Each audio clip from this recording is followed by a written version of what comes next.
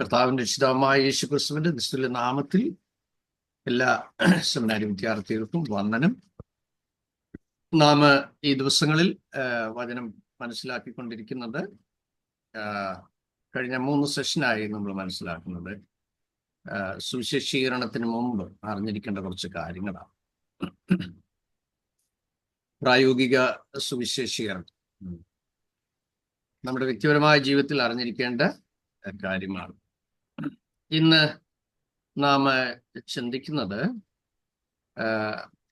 ആത്മാക്കളെ നേടുവാൻ അറിഞ്ഞിരിക്കേണ്ട അതിപ്രധാനമായ 3 കാര്യങ്ങൾ. അഥവാ ഹൗ ടു വിൻ സോൾസ്, എങ്ങനെ ആത്മാക്കളെ നേടാം,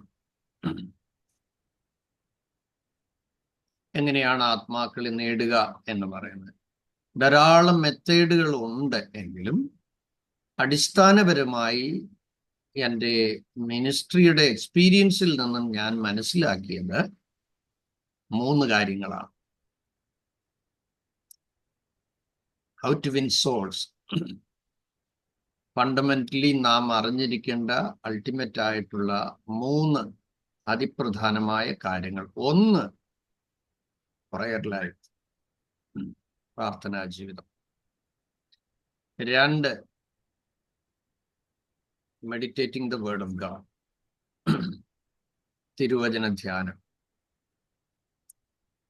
3, inspiration of the Holy Spirit, അല്ലെങ്കിൽ ആത്മനിയോഗം, അല്ലെങ്കിൽ ആത്മപ്രേരണ. Number 1, prayer life.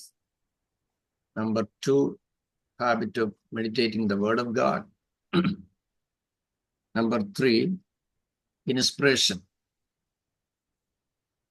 of the Holy Spirit.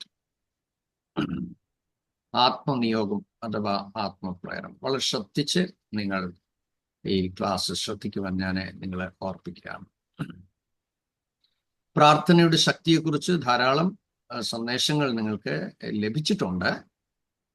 അത് ആവർത്തിച്ച് നിങ്ങൾ കേൾക്കാൻ ശ്രമം നടത്തിയാൽ നന്നായിരിക്കും എന്ന് ഞാൻ വിശേഷാൽ ഓർപ്പിക്കുന്നു.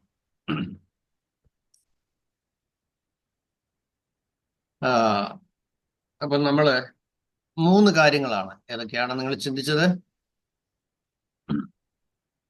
1, പ്രാർത്ഥന,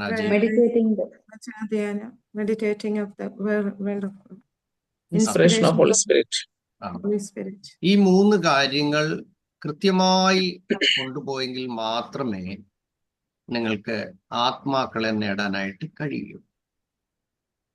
അതുകൊണ്ട് എന്താണ് പ്രാർത്ഥന എന്നുള്ളത് പല പ്രാവശ്യം ഞാൻ നൽകിയിട്ടുണ്ട് എങ്കിലും അതിൻ്റെ കുറെ കൂടെ കാര്യമായ രീതിയിലേക്ക് ചുരുക്കമായി ചില കാര്യങ്ങൾ പ്രാർത്ഥനയുടെ ചില മർമ്മങ്ങളായിട്ട് ഞാൻ നിങ്ങളെ ഓർപ്പിക്കും. 1, പ്രാർത്ഥന ഒരു യുദ്ധമാണ്. എഴുതാൻ താല്പര്യമുള്ളവർ എഴുതിക്കോണം. പ്രാർത്ഥന ഒരു യുദ്ധമാണ്. യുദ്ധം ശ്രദ്ധയോടെ ചെയ്യേണ്ട ഒന്നത്രേ. യുദ്ധം ശ്രദ്ധയോടെ ചെയ്യേണ്ട ഒന്നത്രേ. യുദ്ധസമയം അശ്രദ്ധയുണ്ടായാൽ പിടിച്ചടക്കുവാനുള്ളതും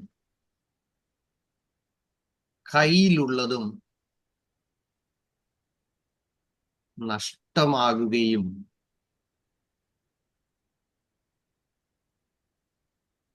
ഉപരി ശത്രുവിനടിമയായി മാറുകയും ചെയ്യും.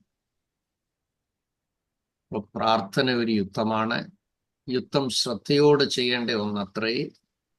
യുദ്ധസമയം അശ്രദ്ധയുണ്ടായാൽ പിടിച്ചടക്കുവാനുള്ളതും കയ്യിലുള്ളതും നഷ്ടമാകുകയും ഉപരി ശത്രുവിനെ അടിമയായി മാറുകയും ചെയ്യും.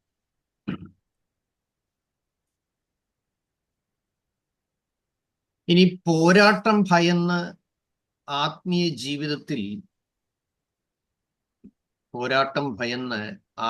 ജീവിതത്തിൽ ഉറങ്ങുന്ന വിശ്വാസിയോ ശിഷ്യനോ ആയാൽ നിങ്ങളുടെ ജീവിതം സാത്താന്റെ കിടപ്പറയായി മാറും.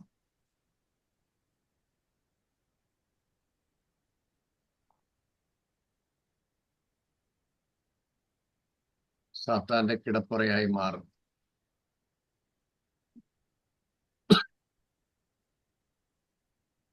ആത്മീയ ജീവിതത്തിൽ ഉണർന്നിരിക്കുന്ന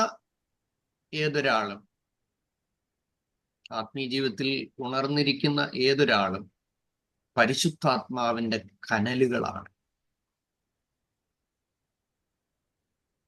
ആത്മീയ ജീവിതത്തിൽ ഉണർന്നിരിക്കുന്ന ഏതൊരാളും പരിശുദ്ധാത്മാവിന്റെ കനലുകളാണ്. അപ്പോൾ ഓപ്ഷനുണ്ട്.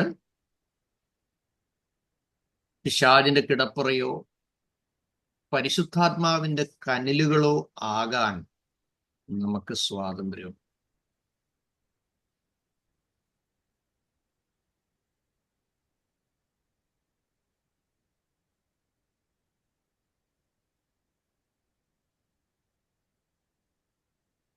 അപ്പോൾ നമ്മൾ ഇതിൽ ഏതാണ് എന്ന് നമ്മൾ പരിശോധിക്കേണ്ടത് ആവശ്യമാണ്. എഴുതിയത് നിങ്ങൾ നന്നായിട്ടൊന്ന് ശ്രദ്ധിച്ചാട്ടെ.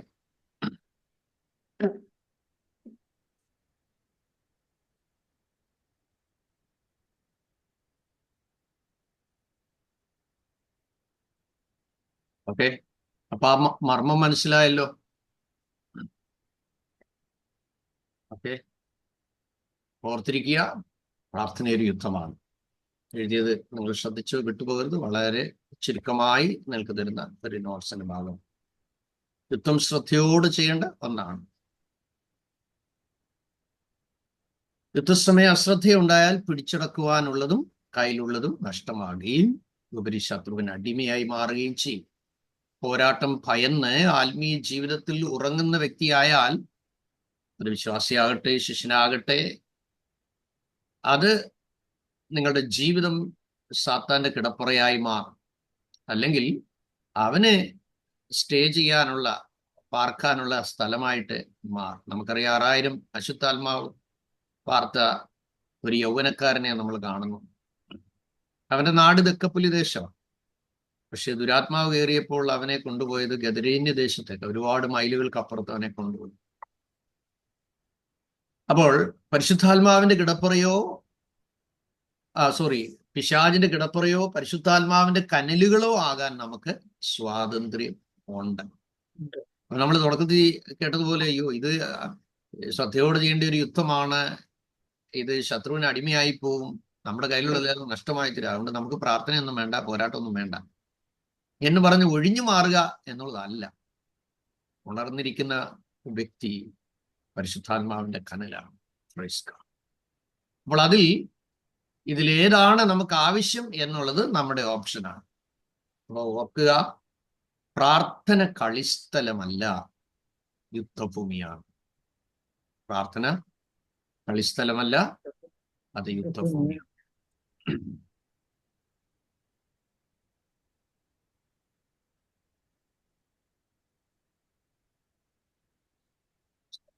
അപ്പൊ ഇനി നമ്മള് ആ യുദ്ധഭൂമിയിലേക്ക് ഒന്ന് ഇറങ്ങാൻ പോവുകയാണ്.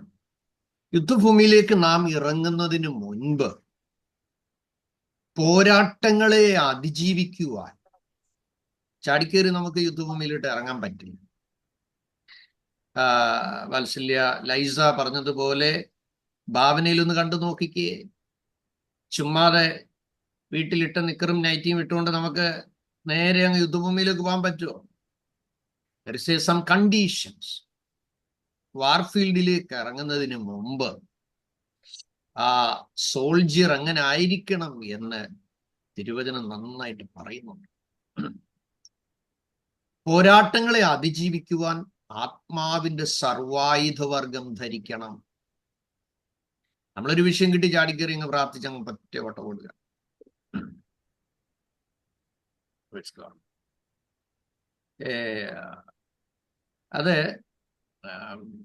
അതിനകത്തൊരു മർമ്മം കൂടെ ഞാൻ നിങ്ങളോട് പറയാം. ഇൻ മൈ മിഷൻ എക്സ്പീരിയൻസ്, അനേക വർഷങ്ങൾക്ക് മുമ്പ്, എന്നേക്കൊരു 20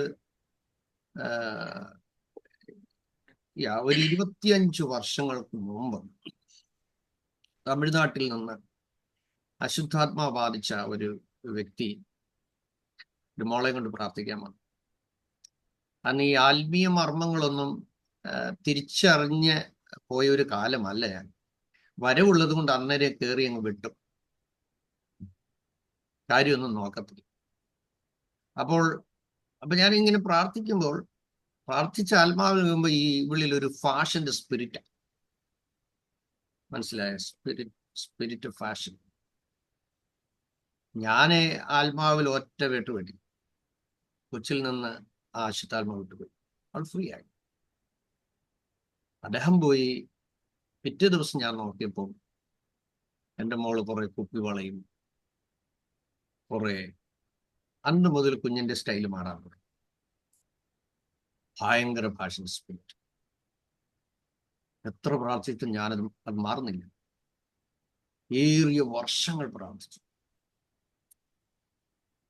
അവള് കമ്പനികളുടെ മോഡലായി മാറി. പിന്നെ ആഫ്റ്റർ 15 years പ്രാർത്ഥിച്ചതിന് ശേഷമാണ് അതിൽ നിന്നൊരു ഡെലിവറൻസ് ഉണ്ടായത്. അവൾ ശരീരത്ത് പലയിടത്ത് ടാറ്റു ഒക്കെ അടിച്ചു. പക്ഷേ പിന്നത്തേതിൽ ഒരു ദിവസനോട് പറഞ്ഞപ്പോ ഇതെല്ലാം ഈവിളാണ് എന്ന് ദൈവം എന്നോട് സംസാരിച്ചു. ടാറ്റു എല്ലാം മാറ്റി. ഞാൻ പറഞ്ഞു മനസ്സിലാകുന്നുണ്ടോ? അപ്പൊ ഞാൻ എന്തിനാ ഇത് വേദവിദ്യാർത്ഥികളായി നിങ്ങളോട് പറയുന്നത് എന്ന് ചോദിച്ചു കഴിഞ്ഞാൽ, നമ്മൾ പ്രാർത്ഥിക്കുമ്പോൾ പല കാര്യങ്ങളും ചാടിക്കേറിയല്ല ചെയ്യുന്നു. അതിനർത്ഥം നിങ്ങളുടെ പ്രാർത്ഥനാ ജീവിതം ഇനി അങ്ങ് കംപ്രസ് ചെയ്ത് മാറ്റണമെന്നോ നെഗറ്റീവായിട്ട് ചിന്തിക്കണമെന്നുള്ളതല്ല. യുദ്ധത്തിന്റെ സക്സസ് നമുക്ക് എന്തു വരമുണ്ടെങ്കിലും ധരിക്കേണ്ടത് ധരിക്കണം. അപ്പോൾ ശത്രുവിന്റെ അമ്പ് നമ്മുടെ ഉള്ളിലേക്ക് വന്നു കഴിഞ്ഞാൽ ആ പരിചയം അത് കളയും, മറച്ചു കളയും, അത് തൊടത്തില്ല. അതുകൊണ്ട് ആത്മാവിന്റെ സർവായുധവർഗം ധരിക്കണം. അപ്പൊ ആ ഒരു തലത്തിൽ നിന്ന് ദൈവം ആ കുഞ്ഞിന് വിടുതൽ നൽകിയപ്പോൾ അവൾ അനേകം ആത്മാക്കൾ നേടാനിടയായി തീർന്നു. സ്തോത്രം. അപ്പൊ നിങ്ങൾ തിരിച്ചറിയണം, ആത്മാവിന്റെ സർവായുധവർഗം ധരിക്കുകയും ഒപ്പം ക്രിസ്തുവിൽ മറയുകയും ചെയ്യണം. അപ്പൊ നമ്മൾ ദൈവം ഉപയോഗിക്കുമ്പോൾ ഒരു സ്ഥലത്ത് നമ്മൾ ഹൈലൈറ്റഡ് ആകാൻ സമ്മതിക്കരുത്. നിങ്ങൾ പ്രാർത്ഥിച്ചൊരാൾക്ക് വിടുതൽ കിട്ടിയാൽ അധരം തുറന്ന് പറയണം, all glory and honour to my Jesus. മനസ്സിലായല്ലോ? മൈക്രോഫോണിന് ഒരു പ്രശംസയില്ല. അവിടെ ജോ ബൈഡൻ പ്രസംഗിച്ചാലും മോദിജി പ്രസംഗിച്ചാലും അവിടെ പുതിയ പ്രസിഡന്റ് ആയിരിക്കുന്ന പിന്നെ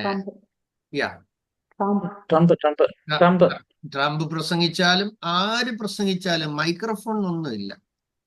മൈക്രോഫോണിന്റെ പരിപാടി എന്തുവാ? ആരുടെ ശബ്ദവും പ്രോപ്പറായിട്ട് അങ്ങ് കൊടുക്കുക എന്നുള്ളത്. ഇതുപോലെ ഓർത്തിരുന്നു, ഞാനും നിങ്ങളും കേവലം ഒരു വെസൽ മാത്രമാണ്, ഒരു ഇൻസ്ട്രുമെന്റ് മാത്രമാണ്.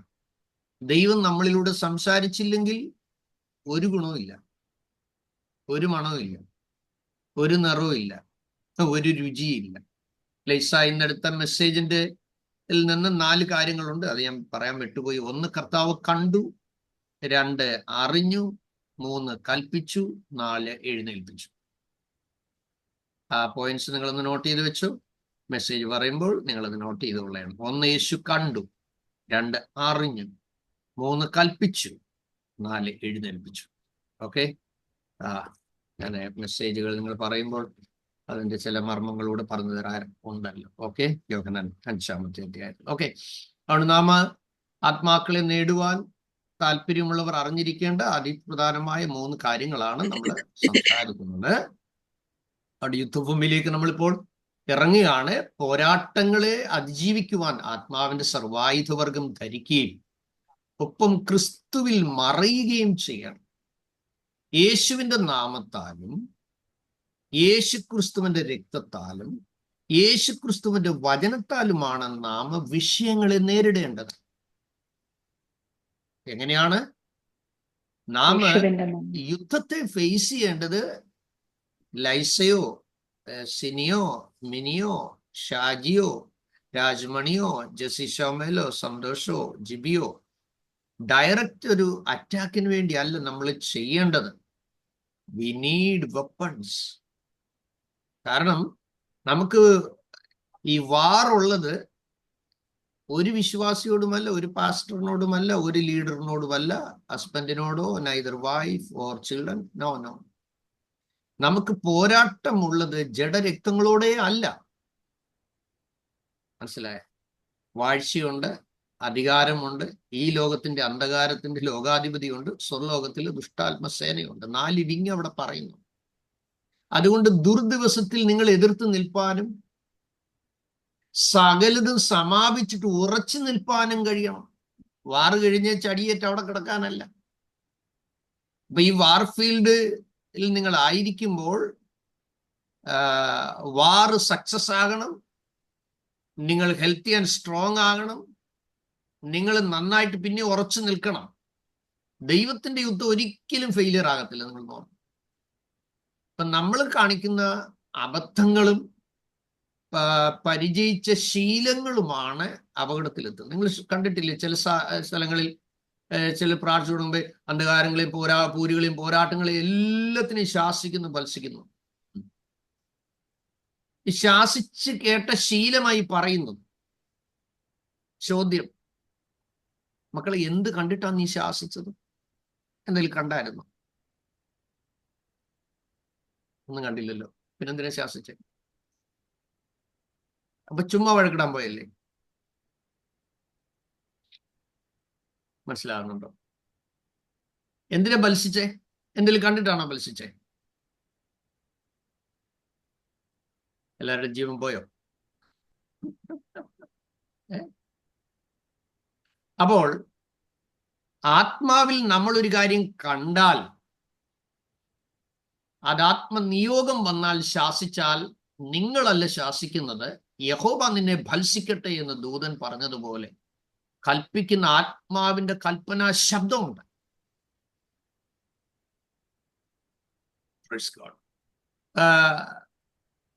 നമ്മുടെ ഈ വർഷം ഗ്രാജുവേറ്റ് ചെയ്ത ഒരു സ്റ്റുഡന്റ് മലേഷ്യയിലുണ്ട്. ആ പൈതൽ ധാരാളം പ്രാവശ്യം ഹസ്ബൻഡിൽ നിന്ന് അടികിട്ടിയതാണ്. ചതിയിൽപ്പെട്ട ഒരു വിവാഹം നടന്നു. അദ്ദേഹം മിനിസ്ട്രിക്ക് പോകുന്നതിന് അനുവദിക്കാമെന്നൊക്കെ പറഞ്ഞ് അവസാനം മിനിസ്ട്രിക്ക് പോകാൻ ഒക്കാതായി. ഉപദ്രവം തന്നെയായി. അപ്പൊ എല്ലാ ദിവസവും സ്ഥിര ഉപദ്രവമാണ്. അപ്പോൾ ഒരു ദിവസം അദ്ദേഹം കൈ നീട്ടി അടിക്കാൻ വന്ന സമയത്ത് യെരൊബെയാമിന്റെ കൈ യാഗപീഠത്തിന്മേൽ നീട്ടിയപ്പോൾ ആ കൈ പിന്നെ മടക്കാൻ കഴിയാതെ പോയതുപോലെ ആ വാക്യം വെച്ച ആ സഹോദരി ആത്മാവിൽ കൽപ്പിച്ച് ടെസ്റ്റ് പണി പറഞ്ഞിട്ടുള്ളതാണ്.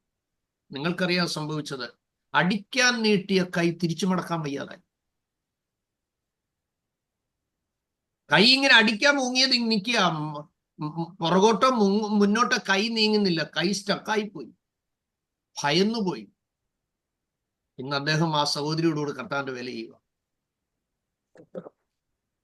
അപ്പോൾ ആത്മനിയോഗം വന്ന് പറഞ്ഞു കഴിഞ്ഞ ഉടനെ അവിടെ ഒരു റിസൾട്ട് ഉണ്ടായി.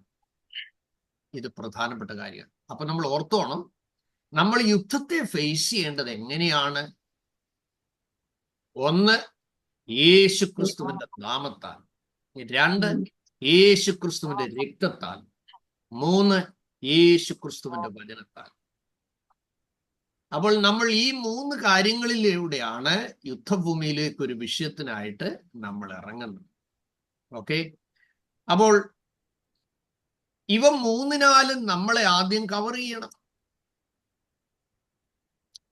ഞാൻ പലപ്പോഴും മിനിസ്ട്രിക്ക് പോകുമ്പോൾ പല സ്ഥലങ്ങളിലും ഒരു വാക്ക് കൽപ്പിക്കുമ്പോൾ തന്നെ അശുദ്ധാത്മാക്കൾ വിട്ടുപോകും, രോഗികൾ സൗഖ്യമാകും, അഭിഷേകം പ്രാപിക്കും. നിങ്ങൾ ഒരുപക്ഷെ യൂട്യൂബില് ഷാജി മാത്യുയുടെ അനോയിന്റിങ് മിനിസ്ട്രി എന്ന് പറഞ്ഞ് ഞാൻ ഒരിക്കൽ അഭിഷേകത്തെ കുറിച്ച് സംസാരിച്ചപ്പോൾ ഞാൻ നിങ്ങൾക്ക് ആ വീഡിയോ ഡിസ്പ്ലേ ചെയ്ത് കാണിച്ചതാണ്. പക്ഷെ ഞാൻ വീട്ടിൽ വരുമ്പോ എന്റെ വൈഫ് രോഗിയാണ്, എന്റെ കുഞ്ഞുങ്ങൾ രോഗിയാണ്. എന്നോട് പറയും, കൊച്ചുങ്ങളെ 2 വണ്ടിക്കകത്തിട്ട് പോകും, എന്നെയും കൂടെ കൊണ്ടുപോകും. അപ്പൊ യുദ്ധമാ. അപ്പൊ ഞാനിങ്ങനെ കാര്യങ്ങൾ മനസ്സിലാക്കാൻ ദൈവസന്നിധിയിൽ പ്രാർത്ഥിക്കാൻ തുടങ്ങി.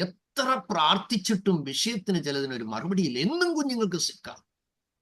ഞാൻ വരിക, ഹോസ്പിറ്റലിൽ കൊണ്ടുപോവാ. എന്നാ ഫീൽഡിലോ ശുശ്രൂഷ സ്ഥലത്തോ ഭയങ്കര ഹീലിംഗ്, ഡെലിവറൻസ്. ഞാനിരുന്ന ദൈവസനെ കരയാൻ തുടങ്ങി. അപ്പൊ ഈ പ്രാർത്ഥിച്ചിട്ടും വിഷയത്തിന് പരിഹാരം കിട്ടുന്നില്ലെങ്കിൽ ആ വിഷയത്തെക്കുറിച്ചുള്ള ദൈവഹിതം മനസ്സിലാക്കാൻ നമ്മൾ ശ്രമം നടത്തണം. അപ്പൊ ഞാനിങ്ങനെ കരഞ്ഞപ്പോഴാണ് എനിക്ക് മനസ്സിലായി, ഞാൻ എന്നെ കവർ ചെയ്യുന്നില്ല, എൻ്റെ പ്രിയപ്പെട്ടവളെ കവർ ചെയ്യുന്നില്ല, എൻ്റെ കുഞ്ഞുങ്ങളെ കവർ ചെയ്യുന്നില്ല. നമ്മൾ ചാടിക്കേറി അങ്ങ് മിനിസ്ട്രിയാണ്. ഇതൊക്കെ നമ്മുടെ ശുശ്രൂഷയിൽ വരുന്ന അപക്വമായ കാര്യങ്ങളാണ്.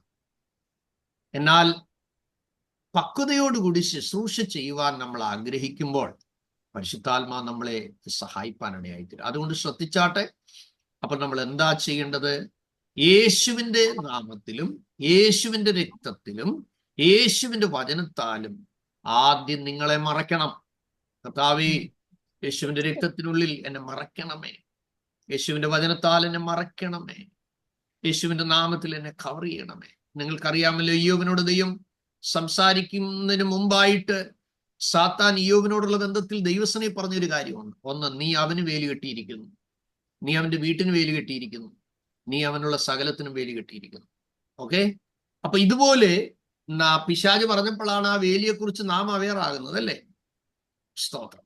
അതുകൊണ്ട് ഓർത്തിരിക്കണം, നിങ്ങൾ ഒരു വിഷയത്തിന് വേണ്ടി പ്രാർത്ഥിക്കുന്നതിന് മുമ്പ് ധൃതി കാണിക്കാതെ ആദ്യം നിങ്ങളെ കവർ ചെയ്ത് പ്രാർത്ഥിക്കണം. സ്തോത്രം. അത് കഴിഞ്ഞിട്ട് എന്ത് ചെയ്യണം? നിങ്ങൾ കുടുംബസ്ഥരാണെങ്കിൽ നിങ്ങളുടെ കൂട്ടാളിയെ യേശുവിന്റെ രക്തം കൊണ്ട്, വചനം കൊണ്ട്, നാമം കൊണ്ടും കവർ ചെയ്യണം. നിങ്ങളുടെ കുഞ്ഞുങ്ങളെ യേശുവിന്റെ രക്തം കൊണ്ട്, വചനം കൊണ്ട്, നാമം കൊണ്ട് കവർ ചെയ്യണം. Praise God. അപ്പോൾ നാം യേശുവിന്റെ രക്തം കൊണ്ട്, വചനം കൊണ്ടും, നാമം കൊണ്ടും നമ്മളെ കവർ ചെയ്യുമ്പോൾ അതിനകത്ത് സംഭവിക്കുന്ന ഏറ്റവും വലിയൊരു കാര്യം, നിങ്ങളുടെ ശുശ്രൂഷകനെ, നിങ്ങളുടെ ദൈവമക്കളെ, നിങ്ങളുടെ ജീവിത പങ്കാളി, ആദ്യം നിങ്ങളെ മറയ്ക്കണം, പിന്നെ നിങ്ങളുടെ ജീവിത പങ്കാളിയെ മറയ്ക്കണം. നിങ്ങൾക്ക് കുഞ്ഞുങ്ങളുണ്ടെ അവരെ യേശുവിന്റെ രക്തക്കൊടലിൽ മറയ്ക്കണം. പിന്നെ നിങ്ങളുടെ ചർച്ചിന്റെ ദൈവദാസനെ, അവിടെയുള്ള ദൈവമക്കളെല്ലാം യേശുവിന്റെ രക്തം കൊണ്ട്, വചനം കൊണ്ട്, നാമം കൊണ്ട് കവർ ചെയ്ത് പ്രാർത്ഥിക്കണം. So the Holy Spirit will lead you to pray. How to pray നമുക്കറിയാം. എങ്ങനെ നമുക്ക് പ്രാർത്ഥിക്കണമെന്ന് ഇവൻ അറിയത്തില്ല. എന്നാൽ ആത്മാവ് ഉച്ചരിച്ചു കൂടാത്ത ഞരക്കങ്ങളാൽ നമുക്ക് വേണ്ടി പക്ഷപാതം ചെയ്യുകയാണ്. ഓക്കെ. അപ്പോൾ ഇപ്പോൾ എന്തായി മനസ്സിലായല്ലോ? നിങ്ങളെയും നിങ്ങളുടെ ജീവിത പങ്കാളിയെയും നിങ്ങളുടെ കുഞ്ഞുങ്ങളെയും നിങ്ങൾക്കുള്ള സകലത്തെയും യേശുവിന്റെ രക്തം കൊണ്ടും യേശുവിന്റെ വചനം കൊണ്ടും യേശുവിന്റെ നാമം കൊണ്ട് കവർ ചെയ്ത് പ്രാർത്ഥിച്ചു കഴിയുമ്പോൾ നിങ്ങൾക്കുള്ള സകലതും യേശുവിന്റെ രക്തക്കോട്ടയ്ക്കുള്ളിൽ മറയപ്പെട്ട് കഴിയും. അതിനുശേഷമാണ് നാം ആത്മാക്കൾക്ക് വേണ്ടി പ്രാർത്ഥിക്കുന്നത്. So now you are protected. Now you are safe. റെയ്നാർഡ് ബോംഗെ അത് നൈജീരിയയിൽ പ്രസംഗിക്കാൻ വരുന്നുവെന്ന് അറിഞ്ഞിട്ട് ആ ദേശത്തിലുള്ള ഒരു കൂട്ടം വലിയ മന്ത്രവാദികൾ ടീമായി വന്നിട്ട് പറഞ്ഞു, നമുക്ക് ഈസി ആയിട്ട് അവന്റെ വായ അടപ്പിക്കാം. അവർ ആ സ്റ്റേജിന്റെ സൈഡിൽ വേഷം മാറി നിന്ന് ആ ടീം മുഴുവൻ നിന്നുകൊണ്ട് ആ ഗ്യാങ് അദ്ദേഹത്തിനെതിരെ മന്ത്രം ചൊല്ലുകയാണ്. പക്ഷെ റെയ്നാർഡ് ബോംഗെ ആത്മനിയോഗത്താൽ സ്റ്റേജിലേക്ക് വന്ന്, അദ്ദേഹത്തിന് 15 വയസ്സുള്ളപ്പോൾ അദ്ദേഹം കണ്ട റെവലേഷനാണ്, ആഫ്രിക്കയെ യേശുവിന്റെ ബ്ലഡ് കൊണ്ട് അതെ ക്ലീൻ ചെയ്ത് മാറ്റുന്നதையும் കാണിച്ചു. 80 കോടിയിലധികം ആളുകളാണ് അദ്ദേഹത്തിന്റെ ശുശ്രൂഷയിൽ വിശ്വാസത്തിലേക്ക് വന്നത്. 80 crore people. ആമേൻ, ഹല്ലേലൂയ. അദ്ദേഹത്തിന്റെ ഓരോ മീറ്റിംഗിലും, ആദ്യത്തെ മീറ്റിംഗിൽ ആളേ ഇല്ലായിരുന്നു. അത് കഴിഞ്ഞ് കുറേശ്ശെ ആളുകൾ വരാൻ തുടങ്ങി. 35,000 പേരടങ്ങുന്ന ഒരു ടെന്റ് തനിക്ക് ഒത്തിരി കാലം പ്രാർത്ഥിച്ചിട്ട് കിട്ടിയതാണ്. അങ്ങനെ മീറ്റിംഗ് ശക്തിപ്പെട്ട് നടന്ന സമയത്ത് കൊടുങ്കാറ്റടിച്ച് തൻ്റെ ടെന്റ് പൊളിഞ്ഞുപോയി. ഭയങ്കര സങ്കടമുണ്ടായി തനിക്ക്. ദൈവമേ, അപ്പൊ തൻ്റെ മാക്സിമം അതായിരുന്നു. ദൈവം പറഞ്ഞു, ഈ ടെന്റ് പൊളിഞ്ഞു പോയത് കൊണ്ട് ഇനി ഒരിക്കലും ടെന്റിൽ ഒതുങ്ങാത്ത ജനത്തെ നിന്റെ ശുശ്രൂഷയ്ക്ക് മുമ്പിൽ ഞാൻ കൊണ്ടുവരുന്നു. പിന്നീട് അദ്ദേഹത്തിന്റെ മീറ്റിങ്ങിന് വന്നത് 2 lakhs 5 lakhs, 500,000, 1 million, 2 million, 2.5 million, 3 million, 30 ലക്ഷം ആളുകൾ വരെ ഒറ്റ മീറ്റിങ്ങിന് അദ്ദേഹത്തിന്റെ യോഗത്തിന് കൂടിയ മീറ്റിങ്ങുകളോ. സ്തോത്രം. സൗരങ്ങളെ, അപ്പോൾ അദ്ദേഹം പ്രീച്ച് ചെയ്യുന്നതിന് മുമ്പായി അദ്ദേഹം ജനത്തോട് പറഞ്ഞു, victory through the blood of Jesus, യേശുവിന്റെ രക്തത്താൽ വിജയമെന്ന് ഉറക്കെ പറയാൻ തുടങ്ങി. സ്തോത്രം. അങ്ങനെ 4 പ്രാവശ്യം പറഞ്ഞു കഴിഞ്ഞപ്പോഴേക്കും മന്ത്രവാദികൾ മുഴുവൻ അൺകോൺഷ്യസ് ആയി താഴെ വീണു.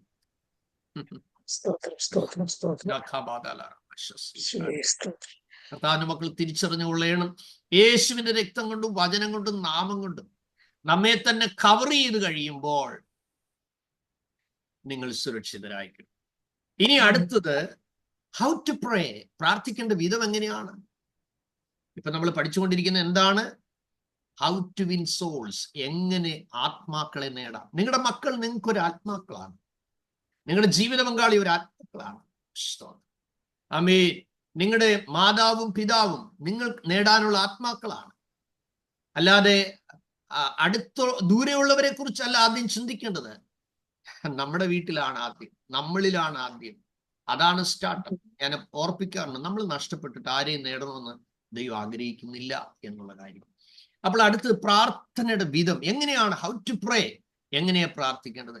പ്രാർത്ഥിക്കേണ്ട വിധം ഞാൻ മനസ്സിലാക്കിയത്, എൻ്റെ ശുശ്രൂഷയിൽ മനസ്സിലാക്കിയത്, സുവിശേഷം അറിയിക്കേണ്ട വിധം പോലെ തന്നെയാണ് പ്രാർത്ഥനയുടെ രീതി. സുവിശേഷം ആദ്യം യെരുശലേമിൽ എന്ന പോലെ നമ്മുടെ പ്രാർത്ഥന മുറിയിൽ നമ്മൾ ആദ്യം സ്വന്തം നാടായ നിങ്ങളുടെ യെരുശലേം, നിങ്ങളുടെ യെരുശലേം എന്ന് പറയുന്നത് നിങ്ങളുടെ ബർത്ത് പ്ലേസ് ആണ്. അവിടെ തുടങ്ങണം എന്ന് പറഞ്ഞാൽ ഫ്ലൈറ്റ് എടുത്ത് വന്ന് നാട്ടിൽ വന്നിരുന്ന് പ്രാർത്ഥിക്കണം എന്നുള്ള അർത്ഥമല്ല. പ്രത്യുത നിങ്ങളുടെ സ്വന്തം ദേശത്തിന് വേണ്ടി നിങ്ങൾ ആദ്യം പ്രാർത്ഥിക്കണം. സ്തോത്രം. അപ്പൊ സ്വന്തം നാടാ യെരുശലേമിൽ ആദ്യം തുടങ്ങണം. അപ്പോൾ ആദ്യം എങ്ങനെ? സ്വന്തം കുടുംബത്തിലുള്ളവർ രക്ഷിക്കപ്പെടുവാൻ പ്രാർത്ഥിക്കണം. അവർ വിശ്വാസികളാണെങ്കിൽ അവർ കർത്താവിൽ നിലനിൽക്കാൻ പ്രാർത്ഥിക്കണം. അപ്പൊ ആ രക്തബന്ധത്തിലുള്ള നിങ്ങളുടെ പേരൻസ്, നിങ്ങളുടെ ബ്രദേഴ്സ് ആൻഡ് സിസ്റ്റേഴ്സ്, ഓക്കെ, അതിനുമ്പ് ഞാൻ പറഞ്ഞു നിങ്ങളുടെ മക്കൾ, നിങ്ങളുടെ ജീവിത പങ്കാളി, ഓക്കെ, നിങ്ങളുടെ ഭദ്രത, ഇതെല്ലാം ഫസ്റ്റ് ആദ്യം നമ്മളാ. കർത്താവ് പറഞ്ഞു, ഭൂതങ്ങൾ നിങ്ങൾക്ക് കീഴടങ്ങുന്നില്ലല്ല. വീട് വിട്ടുള്ള മിനിസ്ട്രി രണ്ടാമതാ കർത്താവ് പറയുന്നത്. മിഷൻ ഫീൽഡ് രണ്ടാമതാ ദൈവം പറയുന്നത്. ആദ്യം നമ്മുടെ നിലനിൽപ്പ്, നമ്മുടെ ക്രിസ്ത്യൻ ലൈഫ്, നമ്മുടെ ആരോഗ്യപരമായ ക്രിസ്തീയ ജീവിതം, വിശ്വാസത്തിലും സ്നേഹത്തിലും സഹിഷ്ണുതയും നമ്മൾ ആരോഗ്യം പ്രാപിച്ചവരായി തീരിക്കണമെന്ന് കർത്താവ് ആഗ്രഹിക്കുന്നു. അതുകൊണ്ട് നമ്മൾ കർത്താവിൽ വസിക്കുക, നമ്മളിലൂടെ ബലം പുറത്തു വരിക, നമ്മൾ കർത്താവിൽ ശോഭിക്കുക, നമ്മൾ ക്രിസ്തുവിന്റെ പത്രമായി, നമ്മൾ ക്രിസ്തുവിന്റെ ഉപ്പായി, കാരമുള്ള ഉപ്പായി, വെളിച്ചമായി, സുഗന്ധമായി നമ്മൾ നിന്നേ മതിയാകുകയുള്ളൂ. പിന്നെ മതി വർക്ക്. നമുക്ക് ജീവിതമില്ലാതെ ശുശ്രൂഷിക്കാൻ പാടില്ല. അത് ദൈവം പെർമിറ്റ് ചെയ്യുന്നുമില്ല. അപ്പൊ വളരെ കൺഫേം ആക്കണം, നമ്മുടെ പേരുണ്ടോ, മായിച്ചിട്ടില്ലയോ എന്നൊക്കെ നമ്മൾ ദൈവസനെ ആത്മാവിൽ കൺഫേം ചെയ്ത് എടുക്കണം. അപ്പോൾ ആദ്യം നമ്മള് സുവിശേഷീകരണം നടത്തുന്ന അതേ മെത്തേഡ് തന്നെയാണ് എനിക്ക് ദൈവം മനസ്സിലാക്കി തന്നത്. ആദ്യം നമ്മുടെ സ്വന്തം നാടായ യെരുശലേമിന് വേണ്ടി ആദ്യം പ്രാർത്ഥിച്ചു തുടങ്ങണം. അപ്പൊ തുടങ്ങുമ്പോൾ എന്താണ്? ആദ്യം സ്വന്തം കുടുംബത്തിലുള്ളവർക്ക്, ആ കുടുംബാംഗങ്ങളിലുള്ളവർ രക്ഷിക്കപ്പെട്ടവരാണ് അവർ കർത്താവിൽ നിലനിൽക്കുവാൻ. അതിനുശേഷം നിങ്ങളുടെ പാർപ്പിടത്തിന് ചുറ്റുമുള്ളവർ, നിങ്ങളുടെ പരിചയക്കാരൊക്കെ ഉണ്ടല്ലോ, അവർ രക്ഷിക്കപ്പെടാൻ പ്രാർത്ഥിക്കണം. വീണ്ടും പ്രാർത്ഥിക്കാൻ ആത്മാവ് നിങ്ങളെ നിർബന്ധിക്കുന്നെങ്കിൽ, താല്പര്യപ്പെടുന്നെങ്കിൽ, പ്രേരണ കിട്ടുന്നെങ്കിൽ നിങ്ങളുടെ പരിചയക്കാരെ ഓർത്ത് പ്രാർത്ഥിക്കാം.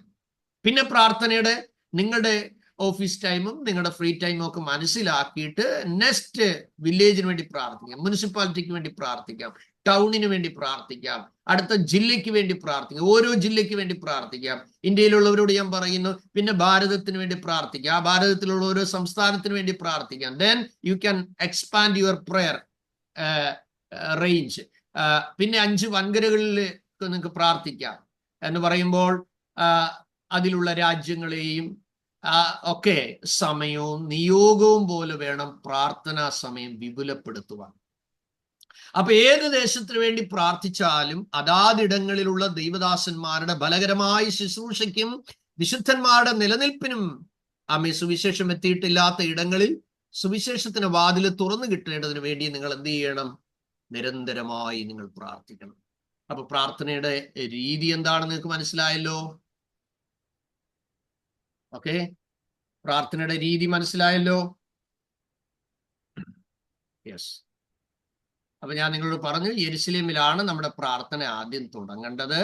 ആ തുടങ്ങേണ്ട രീതി പറഞ്ഞു തന്നു.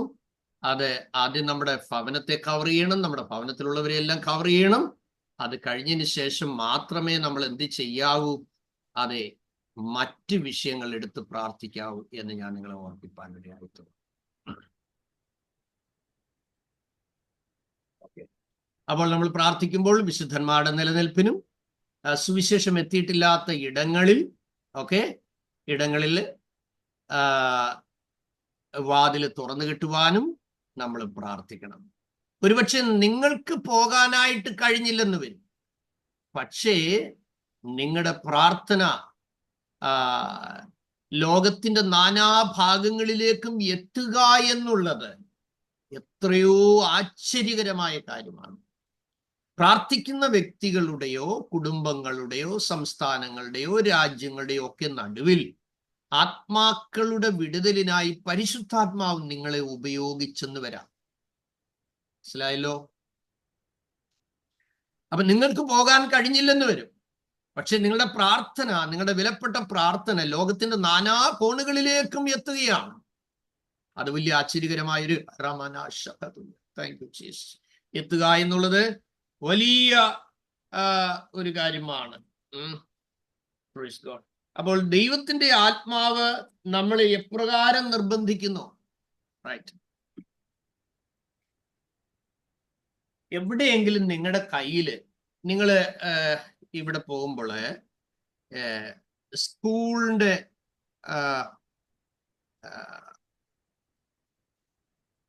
മെറ്റീരിയലൊക്കെ മേടിക്കാനായിട്ട് പോകുമ്പോൾ നിങ്ങൾ ആ കടയിൽ കയറി ഒരു സ്മോൾ ടൈപ്പ് വേൾഡ് മാപ്പ് മേടിക്കണം. പക്ഷെ ഇതെന്റെ ബൈബിളിനകത്ത് 36 years ആയിട്ടിരിക്കുന്ന സാധനം.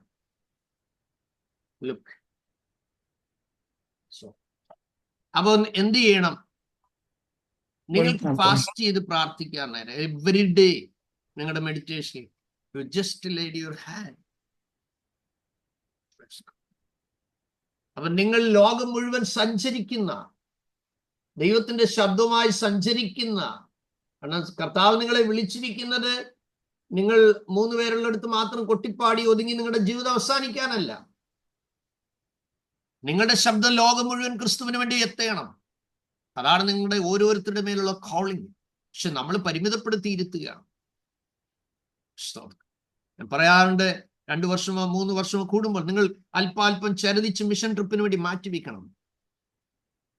എന്നിട്ട് ആ ലോകരാജ്യങ്ങൾക്ക് വേണ്ടി പ്രാർത്ഥിക്കുമ്പോൾ കർത്താവിനോട് ചോദിക്കണം, കർത്താവ് ഞാൻ എവിടെയാ പോകണം?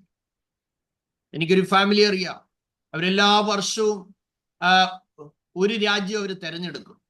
ആ രാജ്യത്ത് ഏറ്റവും മിനിമത്തിലുള്ള ഒരു ഹോട്ടൽ മുറിയിൽ അവർ പോയി 2 പേരും റൂം എടുക്കും. അവർ ആ ദേശത്തിന് വേണ്ടി അവർ പ്രാർത്ഥിക്കും. നമുക്ക് തോന്നും മണ്ടത്തരമാണ്, ഒരിക്കലുമല്ല. സ്തോത്രം. ഏറ്റവും വലിയ ആയുധം പ്രാർത്ഥനയാണ്. ആ പ്രാർത്ഥന ദേശത്തിന്റെ പല മേഖലകളെയും റിലീസ് ചെയ്യാൻ ദൈവം ഇടയാക്കും. അതൊരു അതോറിറ്റിയാണ്, ഒരു അധികാരമാണ്. ആ നിയോഗം കിട്ടുമ്പോഴാണ്. ഞാൻ കഴിഞ്ഞ ദിവസം നിങ്ങളെ ഓർപ്പിച്ചു, കേരളത്തിൽ ചുറ്റി പ്രാർത്ഥിക്കണമെന്ന് ഞാൻ ആഗ്രഹിച്ചിട്ട് നാളുകൾ പ്രാർത്ഥിച്ചു. പക്ഷെ 10 വർഷം പ്രാർത്ഥിച്ചു കഴിഞ്ഞപ്പോഴാണ് ആ ഡോർ ഓപ്പൺ ആയത്. നിങ്ങളുടെ കാശുള്ളത് കൊണ്ട് നാളെ ടിക്കറ്റ് എടുത്ത് പോകാമെന്നല്ല അതിനർത്ഥം. അതിനൊരു നിയോഗം വേണം. അല്ലെങ്കിൽ ആ യാത്ര വെറും യാത്രയായി. നിങ്ങൾക്ക് ഫ്ലൈറ്റ് കയറി തിരിച്ചു വരാന്നേ ഉള്ളൂ, ഒന്നും നടക്കത്തില്ല. സോ അതുകൊണ്ട് ശ്രദ്ധിക്കുക. അപ്പൊ എന്നാൽ ഓർത്തിരിക്കുക, പ്രാർത്ഥിക്കുന്ന ഒരു വ്യക്തിയെ സംബന്ധിച്ചിടത്തോളം ആ വ്യക്തി, നിങ്ങൾ പ്രാർത്ഥിക്കുന്ന വ്യക്തികളുടെയോ കുടുംബങ്ങളുടെയോ സംസ്ഥാനങ്ങളുടെയോ രാജ്യങ്ങളുടെയോ ഒക്കെ നടുവിൽ ആത്മാക്കളുടെ വിടുതലിനായി പരിശുദ്ധാത്മാവ് നിങ്ങളെ ഉപയോഗിച്ചെന്ന് വരാം. അപ്പോൾ പ്രാർത്ഥിക്കുമ്പോൾ പ്രത്യേക സന്ദർഭങ്ങളിൽ ചിലർക്ക് വേണ്ടി, ചില വിഷയത്തിന് വേണ്ടി ഏറ്റെടുത്ത് പ്രാർത്ഥിക്കാൻ പരിശുദ്ധാത്മാവ് പ്രേരിപ്പിക്കുന്ന സമയം. അപ്പൊ നമ്മൾ എന്ത് ചെയ്യും? ബാക്കിയുള്ള വിഷയങ്ങളെല്ലാം പിന്നെയും പ്രാർത്ഥിക്കണമല്ലോ? No no no. പ്രാർത്ഥന നമ്മുടെ ഇഷ്ടത്തിൽ നടക്കുന്ന ഒരു കാര്യമല്ല. പ്രാർത്ഥന എപ്പോഴും പരിശുദ്ധാത്മാവിന്റെ നടത്തിപ്പിന് വിട്ടുകൊടുത്തേ പ്രാർത്ഥിക്കാം. സ്ഥിരം ശൈലിയിലുള്ള പ്രാർത്ഥന എപ്പോഴും ദൈവം ആഗ്രഹിച്ചെന്ന് വരത്തില്ല. നമ്മള് സെക്രട്ടേറിയറ്റിന് മുമ്പിൽ സമരം ചെയ്യാനായിട്ട് സ്ഥിരമായി പറയുന്ന വാക്കുകൾ ഉപയോഗിക്കുന്ന പോലെ പ്രാർത്ഥന 24/7 ജൽപ്പനങ്ങളായി മാറരുത്. ആ ജൽപ്പന പ്രാർത്ഥനകൾ ഒഴിവാക്കിയിട്ട് പരിശുദ്ധാത്മാ പ്രേരിപ്പിക്കുന്ന വിഷയങ്ങളെ നിങ്ങൾ ഏറ്റെടുക്കണം.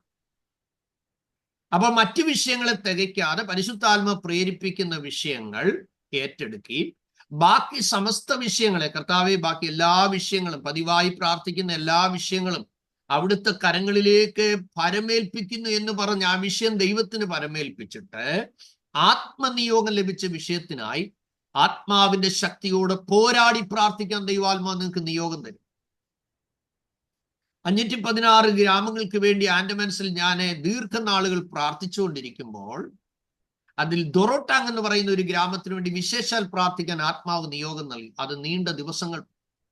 ഒരു ദിവസം ദൈവാത്മാവിനോട് പറഞ്ഞു, ഞാൻ ആ ഗ്രാമം തുറന്നു തന്നിരിക്കുന്നു.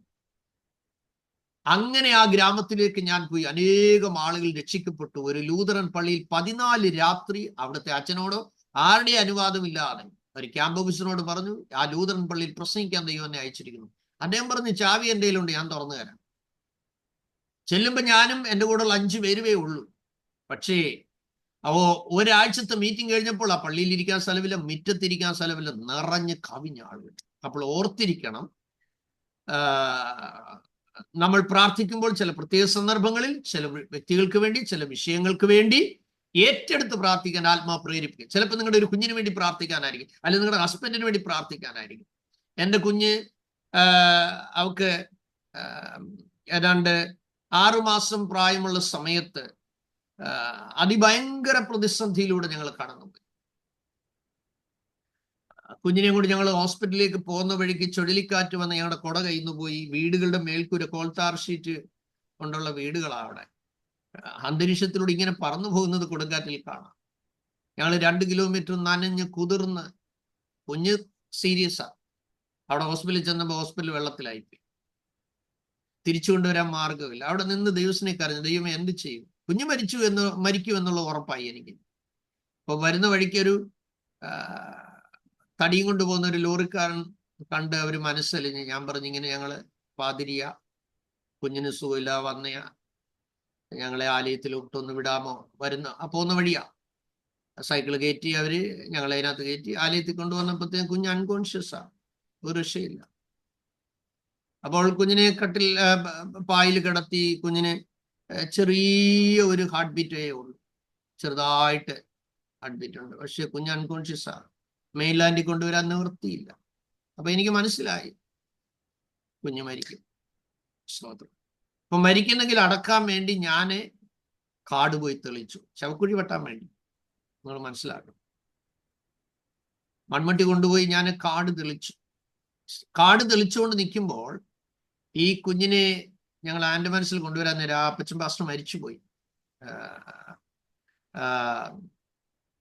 ഇവിടെ കൊട്ടാരക്കര ഉണ്ടായിരുന്ന ഒരു പാസ്റ്റർ അപ്പച്ചൻ, ഒരു ശൗമേൽ പാസ്റ്റർ, ചെവി കേൾക്കത്തില്ല.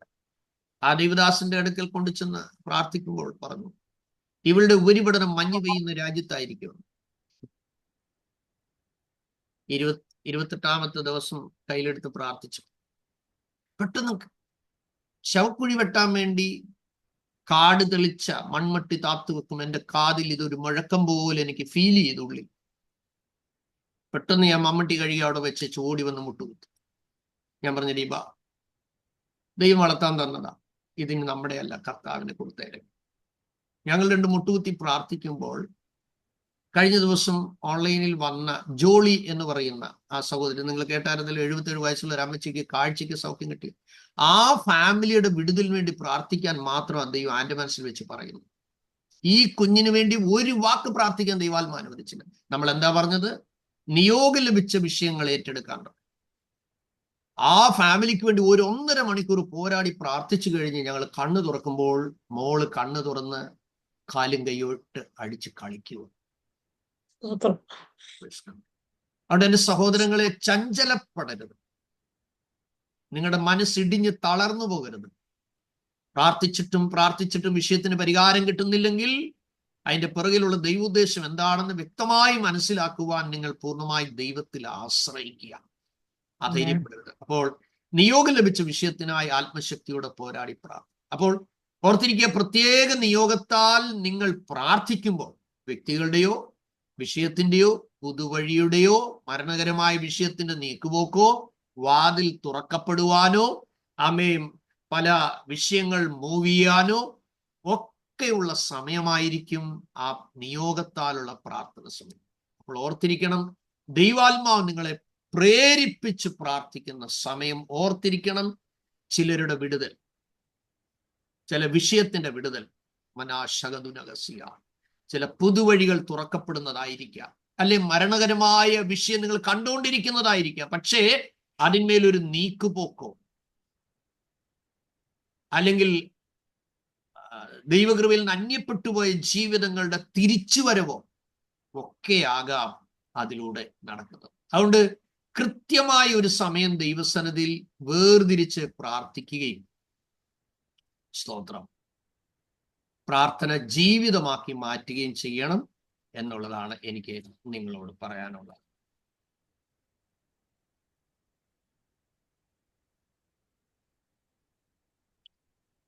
അപ്പോൾ അതാണ് നമ്മൾ പ്രാർത്ഥന എന്നുള്ള വിഷയത്തിൽ നിന്ന് മർമ്മമായി നിങ്ങൾക്ക് കാര്യങ്ങൾ കുറച്ച് മനസ്സിലായോ? How to pray, method of prayer, inspiration of prayer, അതിന്റെ മർമ്മം നിങ്ങൾക്ക് മനസ്സിലായി. രണ്ടാമത്തത് ദൈവവചന ധ്യാനമാണ്.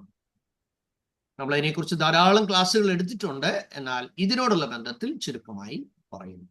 അപ്പൊ ദിവസവും ദൈവവചനം വായിക്കുവാൻ ഏതെങ്കിലും ഒരു സമയം നിങ്ങൾ മനഃപൂർവ്വം മസ്റ്റായിട്ട് കണ്ടെത്തണം. എല്ലാ ദിവസവും ദൈവവചനം വായിക്കുവാനായിട്ട്, ധ്യാനിക്കുവാനായിട്ട് ഏതെങ്കിലും ഒരു സമയം മനഃപൂർവ്വം നിങ്ങൾ കണ്ടെത്തണം.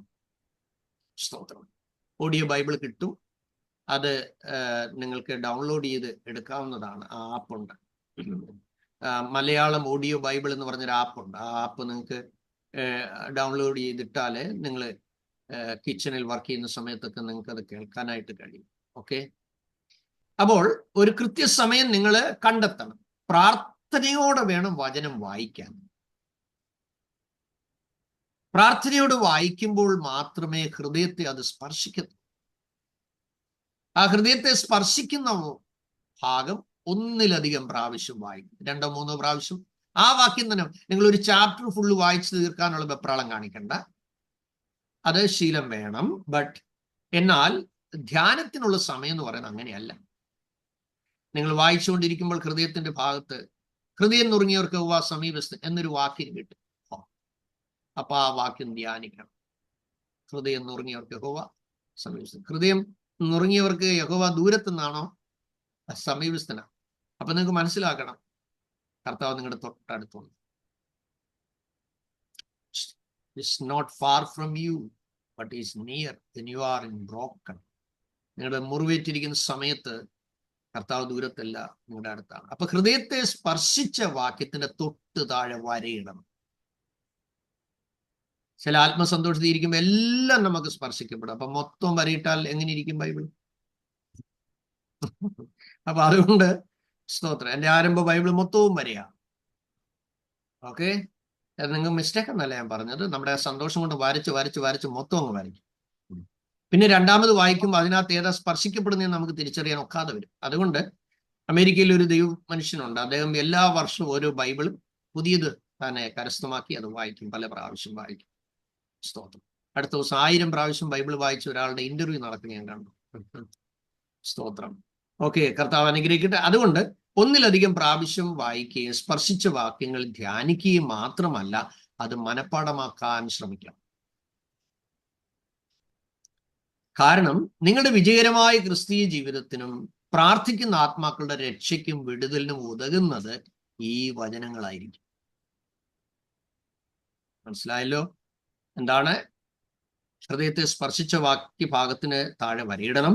ആവർത്തിച്ച് പല പ്രാവശ്യം അത് വായിക്കുകയും അത് മനഃപ്പാഠമാക്കാൻ ശ്രമിക്കുകയും ചെയ്യണം. കാരണം നിങ്ങളുടെ വിജയകരമായ ക്രിസ്തീയ ജീവിതത്തിനും പ്രാർത്ഥിക്കുന്ന ആത്മാക്കളുടെ വിടുതലിനും ഉതകുന്നത് ഈ വചനങ്ങളാകാം.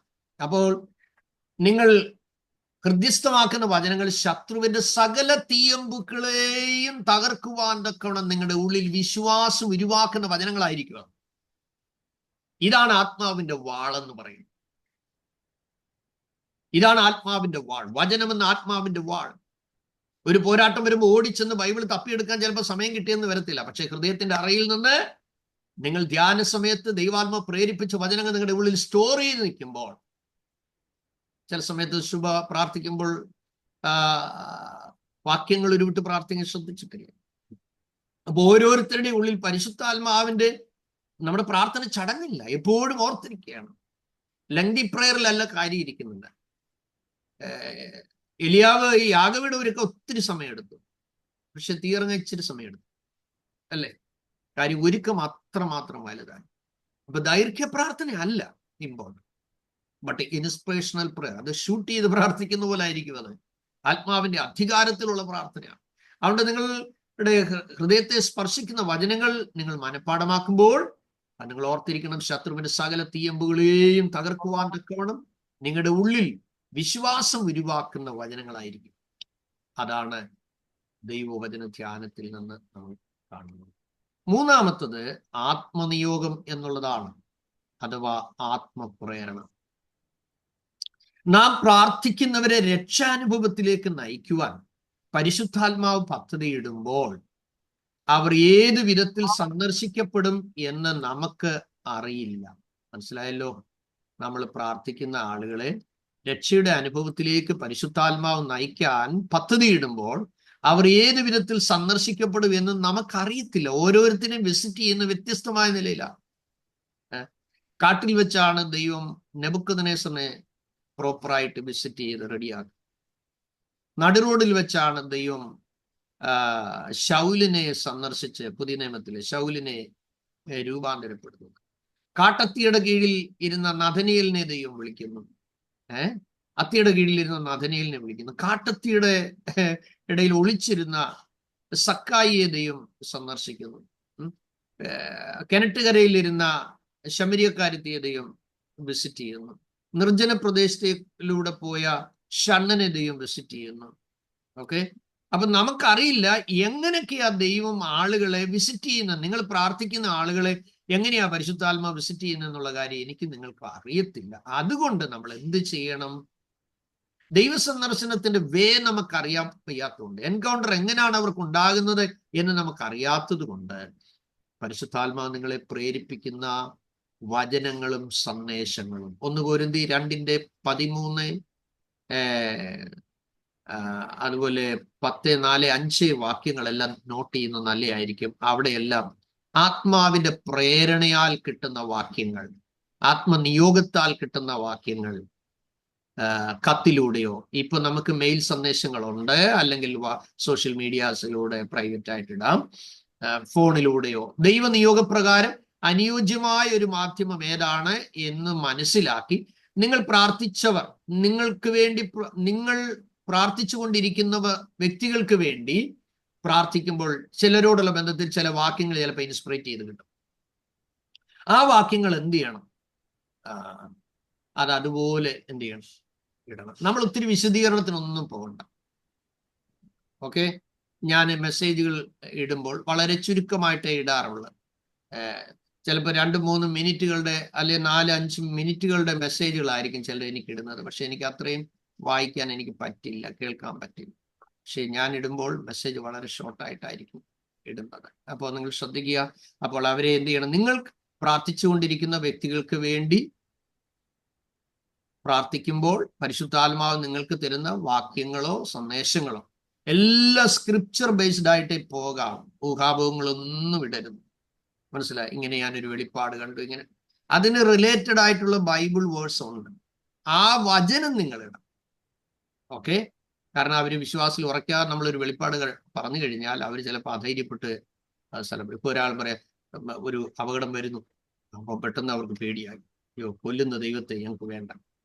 ഓക്കെ, അപ്പോ എന്നാൽ ദൈവം നിങ്ങളെ നിർബന്ധിക്കുക, ഒരു സന്ദേശം അറിയിക്കണം, നിശ്ചയമായി അറിയിക്കും. അത് എല്ലാത്തിനും നിങ്ങൾ മനസ്സിലാക്കാൻ ദൈവം തരുന്നത് കൊണ്ട് അവരെ അറിയിക്കാനുള്ളതുകൊണ്ട് ഇത് നിങ്ങൾ തിരിച്ചറിയും. നിങ്ങൾ മാത്രം മനസ്സിലാക്കേണ്ട കാര്യമാണെങ്കിൽ ആ മനസ്സിലാക്കി പ്രാർത്ഥിക്കാൻ ദൈവം അറിയിക്കുന്നു. ഞങ്ങളൊരു വീട്ടിൽ വൈഫ് ഇങ്ങനെ കിച്ചണിൽ കുക്ക് ചെയ്തുകൊണ്ടിരിക്കുമ്പോൾ പെട്ടെന്ന് ആ ഒരു വീടിനെ കുറിച്ചൊരു വെളിപ്പാട് കിട്ടി. എന്നോട് പറഞ്ഞാ ഞാൻ പേര് വെളിപ്പെടുത്തുന്നില്ല, ഇന്ന സ്ഥലത്ത് ഇന്നാരുടെ മോന് സ്കൂളിൽ മയങ്ങി വീഴുന്നതായി ദൈവം എന്നെ കാണിക്കുന്നു. ഞാൻ പറഞ്ഞു ഒന്നുകൂടെ പ്രാർത്ഥിക്കുക. എന്നെ 3 വട്ടം കാണിച്ചു. ഞാൻ പറഞ്ഞു അങ്ങനെ ഉണ്ട്, നമ്മൾ വിളിച്ചറിയിക്കണമല്ലോ. അപ്പൊ ഞാൻ വിളിക്കട്ടെ എന്ന് ചോദിച്ചു. ധൈര്യമായിട്ട് വിളിച്ചു പറഞ്ഞു, പെട്ടെന്ന് നടക്കാൻ പോവാണ്. ഞാൻ വിളിച്ച് സിസ്റ്ററോട് പറഞ്ഞു, ഇങ്ങനെ മോനെ സ്കൂളിൽ കുഴഞ്ഞു വീഴുന്നു, പ്രത്യേകം പ്രാർത്ഥിക്കണം. ഫോൺ താത്തു വെച്ചു. 15 മിനിറ്റ് കഴിഞ്ഞപ്പോൾ അവരെന്നെ വിളിച്ചിട്ട് പറഞ്ഞു, സ്കൂളിൽ നിന്ന് ഹെഡ് മാസ്റ്റർ വിളിച്ചു, മോൻ സ്കൂളിൽ കുഴഞ്ഞു വീണു. സ്തോത്രം. ഇന്ന് ആ കുടുംബം ദൈവകൃപയിലാണ്. ആ മോനെ ദൈവം സൗഖ്യമാക്കി. ആ ഭവനത്തിലെ മോളിന്ന് കർത്താവിന്റെ വേലയിലാണ്. ദൈവത്തിന് സ്തോത്രം. പറഞ്ഞത് ദൈവം നമ്മളോട് അറിയിക്കുന്ന കാര്യങ്ങൾ നമ്മൾ മനസ്സിലാക്കി മാത്രമല്ല, നിങ്ങൾ നേരിട്ടോ കത്തിലൂടെയോ ഫോണിലൂടെയോ ദൈവനിയോഗപ്രകാരം അനുയോജ്യമായ മാധ്യമത്തിലൂടെ അവരെ വേഗം അറിയിക്കണം. അപ്പൊ ആത്മാക്കളുടെ വിടുതലിന് വേണ്ടി ഉപവസിക്കാൻ നിയോഗം ലഭിച്ചാൽ അത് നീട്ടിവെക്കണം. നിങ്ങൾ പ്രാർത്ഥിച്ചുകൊണ്ടിരിക്കുന്ന വിഷയത്തിന് വേണ്ടി ഫാസ്റ്റ് ചെയ്യാൻ ഒരു നിയോഗം കിട്ടി. അപ്പോൾ ആ നിയോഗം ഒരിക്കലും നീട്ടിവെക്കരുത്. കാരണം ദൈവനിയോഗത്താൽ ഉപവസിക്കുമ്പോൾ അത് വലിയ വിടുതലായിരിക്കും. നമ്മൾ നോർമൽ ഫാസ്റ്റിംഗ് ഉണ്ട്, ആഴ്ച ഒരു ദിവസം ഉപവസിക്കാന്ന് വിചാരിച്ച് ഉപവസിക്കുന്നത്.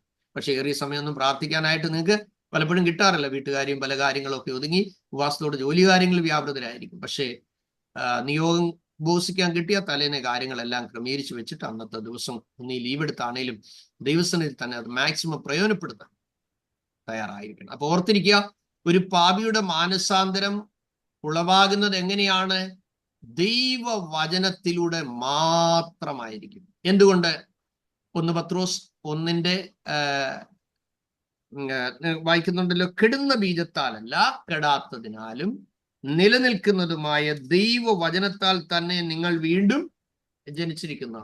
1 പത്രോസിന്റെ ലേഖനത്തിൽ നിങ്ങളത് നോക്കിയാട്ടെ, 23-ാം വാക്യം. 1 പത്രോസ് 1:23.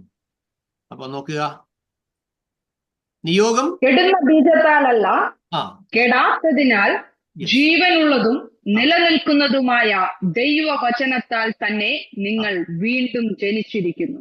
നോക്കുക, അപ്പൊ കെടുന്ന ബീജത്താലല്ല കെടാത്തതിനാലും നിലനിൽക്കുന്നതുമായ ദൈവവചനത്താൽ. അപ്പൊ നിയോഗം ലഭിച്ച വചനം പ്രേരണ കിട്ടിയ വ്യക്തിയോടോ കുടുംബത്തോടോ സഭയോടോ പറയാതിരുന്നാലോ ദൈവത്തിന്റെ സമയത്ത് നിങ്ങൾ പ്രസന്റ് ആകുന്നില്ല.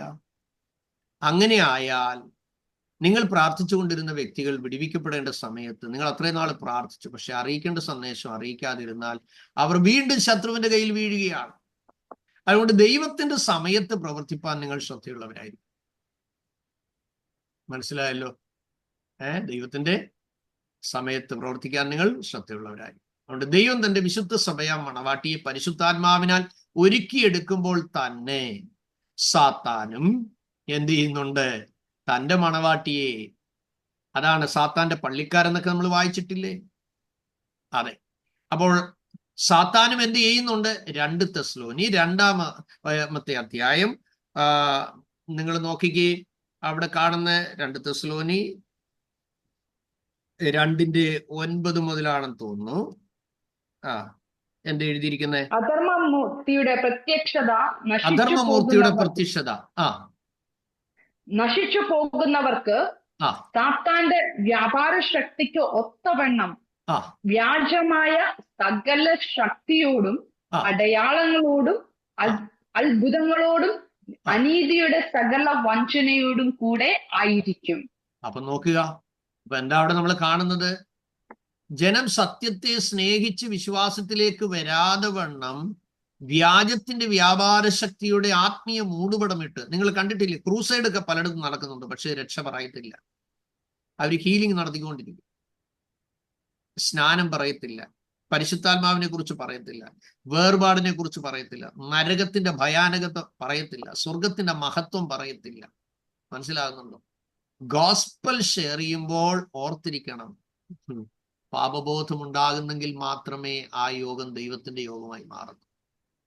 അനുതാപമില്ലാത്ത യോഗം നടക്കുന്നെങ്കിൽ ഓർത്തോണം, അത് ദൈവത്തിന് മഹത്വം ഉണ്ടാകത്തില്ല. അതുകൊണ്ട് നമ്മൾ ഈ വചനം നിങ്ങൾ ഓർത്തുകൊള്ളണം. അധർമ്മമൂർത്തിയുടെ പ്രത്യക്ഷത നശിച്ചു പോകുന്നവർക്ക് സാത്താന്റെ വ്യാപാര ശക്തിക്ക് ഒത്തവണ്ണം. അവിടെ എന്താ പറഞ്ഞേക്കുന്നത്? അടയാളം അത്ഭുതങ്ങൾ നടക്കുന്നുണ്ട്, അത് വ്യാജാത്മാവാണ്. എന്ത്? വ്യാജമായ സകല ശക്തിയോടും അടയാളങ്ങളോടും അത്ഭുതങ്ങളോടും അനീതിയുടെ സകല വഞ്ചനയോടും കൂടെ ആയിരിക്കും. 10-ാം വാക്യം എന്തോ പറയുന്നു? അവർ രക്ഷിക്കപ്പെടുവാൻ തക്കവണ്ണം സത്യത്തെ സ്നേഹിച്ച് കൈക്കൊള്ളായികയാൽ തന്നെ അങ്ങനെ ഭവിക്കും. അടുത്തത്, സത്യത്തെ വിശ്വസിക്കാതെ അനീതിയിൽ രസിക്കുന്ന ഏവർക്കും ന്യായവിധി വരേണ്ടതിന് ദൈവം അവർക്ക് ഭോഷ്ക് വിശ്വസിക്കുമാറ് വ്യാജത്തിന്റെ വ്യാപാര ശക്തി അയക്കുന്നു. അപ്പൊ ഏത് കൂട്ടായ്മയിലും ജീവിത വിശുദ്ധി, വിശ്വസ്തത, ദൈവഭയം, ദൈവഭക്തി, തിരുവചനത്തിന് ഒന്നാം സ്ഥാനം, ഇതൊന്നും നൽകാതെ ആത്മാവിന്റെ പേരിൽ കാണിക്കുന്ന കൂത്തുകാഴ്ചകൾ. ഈ അടുത്ത കാലത്ത് ഒരാൾ പറഞ്ഞു, നിങ്ങൾക്ക് ഇഷ്ടമുള്ള ഡ്രസ്സ് ഇട്ടുകൊണ്ട് വരാം. മോഡേൺ ഡ്രസ്സ് എല്ലാം ഇട്ടുകൊണ്ട് വന്നു. വളരെ മ്ലേച്ഛകരമായ ഡ്രസ് കോഡ് ഇട്ടുകൊണ്ട് നിൽക്കുന്നവരെ എല്ലാം ഫ്രണ്ടിൽ ആരാധന ലീഡ് ചെയ്യാൻ നിർത്തുക. എന്തിനാണ് അവർ വരുന്നത്? ആരാധിക്കാനല്ല. ഇവരുടെ ശരീരം കാണാനും അങ്ങനെ ആകർഷിക്കാനും നിരവധി യൗവന കുഞ്ഞുങ്ങളെ അതിലൂടെ പാപത്തിലേക്ക് വലിച്ചഴയ്ക്കുന്നതും സൈറ്റനിക്കായിട്ടുള്ള പല മ്യൂസിക് ടോണുകളും എല്ലാം എടുത്ത് വേറൊരു ലെവലിലേക്ക് അവർ മൂവ് ചെയ്തുകൊണ്ടിരിക്കുന്ന ഒരു കാലമാണ്. വളരെ ഭയത്തോടെ നമ്മൾ പ്രാർത്ഥിക്കണം എന്നുള്ള കാര്യം കൂടെ ഞാൻ ഓർപ്പിക്കുകയാണ്. അപ്പോൾ നിങ്ങൾ മനസ്സിലാക്കുക, അപ്പോൾ നിങ്ങൾ നേടുന്നവരെ സത്യ ആരാധനയിലേക്ക് വേണം നയിക്കാൻ. വലിയ മെഗാ ചർച്ചിലേക്ക് പറഞ്ഞു വിട്ടാൽ അപകടമാണ്. കാരണം അവർക്കൊരിക്കലും കെയർ കിട്ടത്തില്ല. സിസ്റ്റർ സിനി നിങ്ങളോട് ടെസ്റ്റ് മണി പറഞ്ഞത് കേട്ടല്ലോ. അപ്പോൾ അങ്ങനെയുള്ള കാര്യങ്ങൾ നമ്മൾ ശ്രദ്ധിക്കണം. അപ്പൊ രക്ഷിക്കപ്പെടാത്ത സകല പാപികളും പിശാചിനാൽ കെട്ടപ്പെട്ടവരാണ്. അപ്പോസ്തല പ്രവൃത്തി 28-18 വാക്യത്തിൽ പറയും. അവരുടെ ആത്മീയമായ കണ്ണ് കുരുടാണ്, അവർ ഇരുളിലാണ്, സാത്താന്റെ അധികാരത്തിലാണ്. എന്നാൽ നിങ്ങളുടെ പ്രാർത്ഥനയാൽ അവരുടെ കണ്ണ് തുറക്കപ്പെടും, അവർ വെളിച്ചത്തിലേക്ക് വരും, സാത്താന്റെ അധികാരം അഴിഞ്ഞു മാറും. എപ്പോൾ? ആത്മനിയോഗത്താൽ നിങ്ങൾ പ്രാർത്ഥിച്ചു കൊണ്ടിരിക്കുമ്പോൾ അത് അങ്ങനെ സംഭവിക്കും. മനസ്സിലായല്ലോ? അപ്പോൾ വ്യാജമായ ആത്മാവിന്റെ ശക്തിയാൽ അത്ഭുതങ്ങളും അടയാളങ്ങളും അപ്പുറത്ത് ചെയ്ത് വിശുദ്ധിയിലേക്കോ വിശ്വസ്തതയിലേക്കോ ദൈവഭയത്തിലേക്കോ സത്യത്തിലേക്കോ ദൈവിക അനുസരണത്തിലേക്കോ ദൈവിക ശിഷ്യത്വത്തിലേക്കോ വരാതെ അപ്പുറത്ത് തടയുകയാണ് വ്യാജാത്മാവ് കൊണ്ട്. അപ്പൊ മൂടുപടം ആത്മീയമാണ്. പൗലോസ് പറയുന്നവർ വേറൊരു ക്രിസ്തുവിനെ പ്രസംഗിക്കുന്നു, റൈറ്റ്? വേറൊരു സുവിശേഷം പ്രസംഗിക്കും. അപ്പോൾ അതുകൊണ്ട് ഓർത്ത് നിങ്ങളിലൂടെ വിടുവിക്കപ്പെടുന്ന ആത്മാക്കളെ സത്യാരാധനയിലേക്ക് നയിക്കണം. അപ്പൊ രക്ഷിക്കപ്പെടാത്ത സകല പാപികളും പിശാചിനാൽ കെട്ടപ്പെട്ടവരാണ് എന്ന് ഞാൻ നിങ്ങളെ ഓർപ്പിച്ചു. അപ്പോസ്തല പ്രവൃത്തി 22-18. അപ്പൊ അവരുടെ ആത്മീയമായ കണ്ണ് കുരുടാണ്, അവർ ഇരുളിലാണ്, സാത്താന്റെ അധികാരത്തിലുമാണ്. എന്നാൽ നിങ്ങളുടെ പ്രാർത്ഥനയാൽ അവരുടെ കണ്ണ് തുറക്കപ്പെടുകയും വെളിച്ചത്തിലേക്ക് വരികയും സാത്താന്റെ അധികാരം അവരിൽ നിന്ന് എന്ത് ചെയ്യും? അഴിഞ്ഞു മാറുകയും ചെയ്യും എന്നുള്ള കാര്യം നിങ്ങൾ തിരിച്ചറിയണം. ഓക്കെ? അപ്പോൾ ആത്മനിയോഗത്തിൽ നാം പ്രാർത്ഥിച്ചുകൊണ്ടിരിക്കുമ്പോഴാണ് അത് അങ്ങനെ സംഭവിക്കുന്നത്. 1 യോഹന്നാൻ 3:8 നിങ്ങളൊന്ന് വായിച്ചാട്ടെ വേഗം. പിശാചിന്റെ പ്രവൃത്തികളെ അഴിപ്പാൻ തന്നെ ദൈവപുത്രൻ പ്രത്യക്ഷനായി. ഓക്കെ, അപ്പൊ നിങ്ങൾ ഓർത്തോളണം. തുടക്കത്തിൽ നമ്മൾ കേട്ടു, യേശുവിന്റെ രക്തത്താൽ. പുറപ്പാട് പുസ്തകം 12-12 മുതൽ 23 വരെയുള്ള വാക്യങ്ങൾ ഒന്ന് കുറിച്ചു വെക്കണം. യേശുവിന്റെ വചനത്താൽ യോഹന്നാൻ 17:8 കുറിച്ചു വെക്കണം. ഓക്കെ, യേശുവിന്റെ നാമത്താൽ യോഹന്നാൻ 17:12. പഴയ നിയമത്തിൽ ഒരു കുഞ്ഞാട് അറുക്കപ്പെട്ടു, അത് വീടിന് അടയാളമായി മാറി. അതുകൊണ്ട് സംഹാരശക്തി തൊടാതെ കൊണ്ട് സൂക്ഷിക്കപ്പെട്ടു എന്നുള്ളത് പുറപ്പാട് 12-12 മുതൽ കാണും. യേശുവിന്റെ പുറപ്പാട് 12 മുതൽ 23 വരെ യേശുവിന്റെ രക്തത്താൽ എന്നുള്ള വചനഭാഗത്തിന്. പിന്നെ നമ്മൾ യോഹന്നാൻ 9 വാക്യത്തിലും നമ്മൾ കാണുന്നുണ്ട്, അവന്റെ പുത്രനായ യേശുവിന്റെ രക്തം സകല പാപം പോക്കി നമ്മെ ശുദ്ധീകരിക്കുന്നു എന്ന്. 1 യോഹന്നാൻ അതിന്റെ 1-ാം അധ്യായം 7-ാം വാക്യം. യേശുവിന്റെ രക്തം സകല പാപം പോക്കി നമ്മെ ശുദ്ധീകരിക്കുന്നു. 2 വചനത്താൽ യോഹന്നാൻ 17:8. പിന്നെ യേശു ക്രിസ്തുവിന്റെ നാമത്താൽ യോഹന്നാൻ 17:12. അപ്പോൾ യേശുവിന്റെ രക്തത്താലും വചനത്താലും നാമത്താലും നിങ്ങളെ മറയ്ക്കുമ്പോൾ നിങ്ങളുടെ പ്രാർത്ഥനയുടെ ശക്തിയാൽ ഇളകുന്ന അന്ധകാരങ്ങൾ, അശുദ്ധാത്മാക്കൾ, രോഗാത്മാക്കൾ, ദേശാധിപത്യ ശക്തികൾ നിങ്ങളോടോ നിങ്ങൾക്കുള്ളതിനോടോ നിങ്ങളുടെ കുടുംബത്തോടോ നിങ്ങളുടെ തലമുറയോടോ സഭയോടോ ശുശ്രൂഷകനോടോ പൊരുതി ജയിപ്പാൻ കഴിയാതെ അവയെല്ലാം ഗദരേന്യ ദേശത്തെ അശുദ്ധാത്മാവ് വിട്ടുപോയതുപോലെ കൂട്ടത്തോടെ ദേശം വിട്ടുപോകും. കാരണം ബലവാനെ പിടിച്ചു കിട്ടിയിട്ടല്ലാതെ വീട്ടിടുവന്റെ കോപ്പ് കവർന്നെടുക്കാൻ കഴിയില്ല എന്ന് വചനത്തിൽ എഴുതിയിരിക്കുന്നത് പോലെ നാം ഈ മെത്തേഡിൽ പ്രാർത്ഥന രീതി മാറിക്കഴിയുമ്പോൾ, സ്തോത്രം, ആത്മാവിന്റെ കനലുകളായി നിങ്ങൾ ആത്മാവിൽ കത്തി പ്രാർത്ഥിക്കുമ്പോൾ, നിങ്ങൾ കവർ ചെയ്യപ്പെട്ട് പ്രാർത്ഥിക്കുമ്പോൾ പ്രാർത്ഥനയുടെ അന്തരീക്ഷം മാറും. അപ്പോൾ നിങ്ങളെ ഈ വചനത്താലും രക്തത്താലും യേശുവിന്റെ നാമത്താലും നിങ്ങൾക്കുള്ള സകലതിനെയും കവർ ചെയ്ത് പ്രാർത്ഥിച്ച് കഴിഞ്ഞതിന് ശേഷം ആത്മനിയോഗത്താൽ നിങ്ങൾ പോരാടി യുദ്ധം ചെയ്യാൻ തുടങ്ങുമ്പോൾ, സ്തോത്രം, നിങ്ങളുടെ പ്രാർത്ഥനയുടെ ശക്തിയാൽ, ആ അധികാരത്താൽ, ആ നിയോഗത്താൽ ആ ദൈവശക്തി അങ്ങോട്ട് പ്രവഹിക്കാൻ തുടങ്ങുമ്പോൾ, അവനിൽ നിന്ന് ശക്തി പുറപ്പെട്ടു എന്ന് വായിക്കുമ്പോൾ ആ രോഗാത്മാവ്, ആ ബ്ലീഡിങ് സ്റ്റോപ്പായി. സ്തോത്രം. ഇളകുന്ന അന്ധകാരങ്ങളും അശുദ്ധാത്മാക്കളും രോഗങ്ങളും രോഗാത്മാക്കളും ദേശാധിപത്യ ശക്തികളും നിങ്ങളോടോ നിങ്ങൾക്കുള്ളതിനോടോ സഭയോടോ ശുശ്രൂഷകനോടോ പൊരുതി ജയിപ്പാൻ കഴിയാതെ അവയൊക്കെയും ദേശം വിട്ടുപോകുകയും കൂട്ടത്തോടെ ആത്മാക്കൾ വെടിവിക്കപ്പെടുകയും ചെയ്യും. എന്നാൽ ദൈവപ്രവൃത്തി വെളിപ്പെടുന്നതിന് മുൻപോ പിൻപോ നിങ്ങളോടോ നിങ്ങളുടെ വിഷയങ്ങളോടോ ഒക്കെ ശത്രു പോരാടിയെന്ന് വരാം. എന്നാൽ സാത്താൻ ആത്മീയ അന്തരീക്ഷം നഷ്ടപ്പെടുത്തുമ്പോൾ വരുവാനുള്ള ആത്മാക്കളുടെ വാതിൽ അടയപ്പെടാൻ സാധ്യതയുണ്ടാകുന്നു. മനസ്സിലാകുന്നുണ്ടല്ലോ എന്ന് പറഞ്ഞു കഴിഞ്ഞാൽ, ആ ഒരു മുൻപോ പിൻപോ പോരാടുമ്പോൾ, അത് വീട്ടിൽ നിന്നായിരിക്കാം, ജീവിത പങ്കാളിയിൽ നിന്നാക്കാം, കുഞ്ഞുങ്ങളിൽ നിന്നാകാം, എന്തെങ്കിലും നിസ്സാരമായൊരു വിഷയത്തിന് ഒരിടർച്ച ഉണ്ടാക്കുക. അപ്പൊ ആ ഇടർച്ചയിലായി കഴിയുമ്പോൾ പിന്നെ പ്രാർത്ഥനയുടെ പ്രാഗൽഭ്യമൊക്കെ പോകും. പിന്നെ നമുക്ക് വീണ്ടും വീണ്ടും പ്രാർത്ഥിക്കാനൊക്കെ ആകും. അത് മനസ്സിന് ഭാരമാകും. പിന്നെ കുറെ ദിവസങ്ങൾക്ക് ആത്മീയമായ ക്ഷീണം സംഭവിക്കാൻ സാധ്യതയുണ്ട്. അപ്പൊ അതുകൊണ്ട് നമ്മൾ എന്ത് ചെയ്യണം? നമ്മൾ പരിജ്ഞാനത്തോടെ ആയിരിക്കണം. ദൈവം പ്രതികരിക്കേണ്ടത് നിങ്ങൾ കയറി പ്രതികരിക്കണം. ദൈവം ഇടപെടേണ്ട അടുത്ത് നിങ്ങൾ കയറി ഇടപെടണം. കർത്താവിന്റെ കസേര കയറി ഞാനും ഇരിക്കണ്ട. ദൈവം മുഖപക്ഷം കൂടാതെ ഓരോരുത്തരെയും അവനവന്റെ പ്രവർത്തിക്ക് തക്കവണ്ണം ന്യായം വിധിക്കുന്നവരെ നിങ്ങൾ പിതാവെന്ന് വിളിക്കുന്നുവെങ്കിൽ നിങ്ങളുടെ പ്രവാസകാലം ഭയത്തോടെ കഴിപ്പീനെന്നാണ് എഴുതിയിരിക്കുന്നത്. സോ പേഷ്യന്റ് ആയിട്ട് ദൈവത്തിന്റെ സന്നിധിയിൽ സമർപ്പിക്കപ്പെടണം. ഇല്ലെങ്കിൽ ഈ വാതിൽ അടയപ്പെട്ടു പോകും. ആകയാൽ ഒരുമനപ്പെട്ട് പ്രാർത്ഥനയുടെ മതിൽ കെട്ടണം. പ്രാർത്ഥനയുടെ മതിൽ സഭയ്ക്കും കുടുംബത്തിനും അഗ്നി മതിലാണെന്ന് ഓർത്തോളെ. നിങ്ങളുടെ പ്രാർത്ഥനാ ജീവിതം എന്താണ്? ഒരു അഗ്നിയുടെ മതിലാണ്. അപ്പൊ വചന ധ്യാനത്തിലൂടെ നിങ്ങൾ ക്രിസ്തുവിൽ വളർച്ച പ്രാപിക്കുന്നു, വിശ്വാസത്തിൽ ഉറയ്ക്കുന്നു, ആത്മാക്കളെ നേടാൻ പരിശുദ്ധാത്മാവിനാൽ നിയുക്തരാകുന്നു. എങ്ങനെ? വചന ധ്യാനത്തിലൂടെ നിങ്ങൾ ക്രിസ്തുവിൽ വളരുകയാണ്, ക്രിസ്തുവിന്റെ തലയോളം വളരുകയാണ്. ഒപ്പം നിങ്ങൾ ധ്യാനിച്ചുള്ളിൽ ശേഖരിക്കുന്ന വചനത്തിന്റെ ശക്തിയാൽ നിങ്ങൾ വിശ്വാസത്തിൽ വളരെ റൂട്ടഡായി മാറുവാനിടയായി. അപ്പോൾ തന്നെ ആത്മാക്കളെ നേടുവാൻ പരിശുദ്ധാത്മാവിനാൽ നിങ്ങൾ വളരെ ശക്തമായി ഉപയോഗിക്കപ്പെടുവാനിടയായി. അതുകൊണ്ട് പ്രാർത്ഥന, വചനധ്യാനം, ആത്മനിയോഗം, ഇവ മൂന്നുമാണ് ആത്മാക്കളെ നേടുവാനുള്ള അതിപ്രധാനമായ മാർഗങ്ങൾ. അതുകൊണ്ട് ഇനി ദൗത്യം സ്വയം ഏറ്റെടുത്ത് ആത്മാക്കൾക്ക് വേണ്ടി കരയുവാനും ആ നിയോഗത്തിന് വേണ്ടി സ്റ്റെപ്പ് വയ്ക്കുവാനും പരിശുദ്ധാത്മാവ് നിങ്ങൾക്ക് ഏവർക്കും അധികം കൃപ നൽകുമാറാകട്ടെ. Shall we pray? Praise God. പ്രാർത്ഥിക്കാം നമുക്ക്. Praise God. Hallelujah. ജിബി പ്രാർത്ഥിക്കാമോ? Thank you Jesus. റമ ശഖബനര ബാബ സന്ധുരിയാല ബാബ ശൈദന ബാബ. ജിബി ലൈനിലുണ്ടോ? Okay. Praise God. Thank you Jesus. ദൈവമേ സ്തോത്രം സ്തോത്രം സ്തോത്രം സ്തോത്രം കർത്താവേ സ്തോത്രം സ്തോത്രം ദൈവമേ ഹല്ലേലൂയ സ്തോത്രം സ്തോത്രം അനുഗ്രഹീതമായ കർത്താവേ ഇപ്പോൾ കാലത്തിനായി ഞങ്ങളെ സ്തുതിക്കുന്നു കർത്താവേ. ഹല്ലേലൂയ.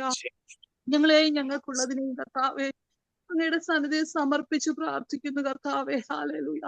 ഇന്ന് പകൽക്കാലം കർത്താവേ ഹല്ലേലൂയ സ്വർഗ്ഗം ഞങ്ങളെ കൂട്ടി വരുത്തിയല്ലോ. ദൈവത്തിന്റെ വചനം കേൾപ്പാൻ സ്വർഗ്ഗം ഞങ്ങളെ ശക്തീകരിച്ചല്ലോ കർത്താവേ. കേട്ടത് അധികം ശ്രദ്ധയോടെ കരുതുവാൻ സ്വർഗ്ഗം ഞങ്ങളെ സഹായിക്കുന്നത് അപ്പച്ചാ. ഇവിടെ ജീവിതത്തിൽ അപ്പച്ചനോട് അടുത്ത് വരുവാൻ തടസ്സമായിട്ട് വന്നുപോയതെല്ലാം കർത്താവ് ക്ഷമിക്കണമേ കർത്താവേ. ഹല്ലേലൂയ. ദൈവമേ വചനത്തിലും പ്രാർത്ഥനയിലും കർത്താവെ പ്രാർത്ഥനയെന്ന് യുദ്ധം ചെയ്തുകൊണ്ട് ഓരോ ദിവസവും കർത്താവെ മടുപ്പില്ലാത്തവരായി കർത്താവെ നിൽക്കുവാൻ സ്വർഗം ഞങ്ങളെ സഹായിക്കണമേ. ഒരു ജീവിത സാഹചര്യത്തിൽ കർത്താവെ പുറകോട്ട് പോകുവാൻ എന്റെ അപ്പച്ചനെ തള്ളി പറയുവാൻ ഇടവരുത്താം കർത്താവെ. ഓരോ ദിവസവും കർത്താവ് ചെയ്യുവാൻ സ്വർഗം ഞങ്ങളെ ശക്തിയോടെ എടുത്ത് ഉപയോഗിക്കണമേ കർത്താവ്.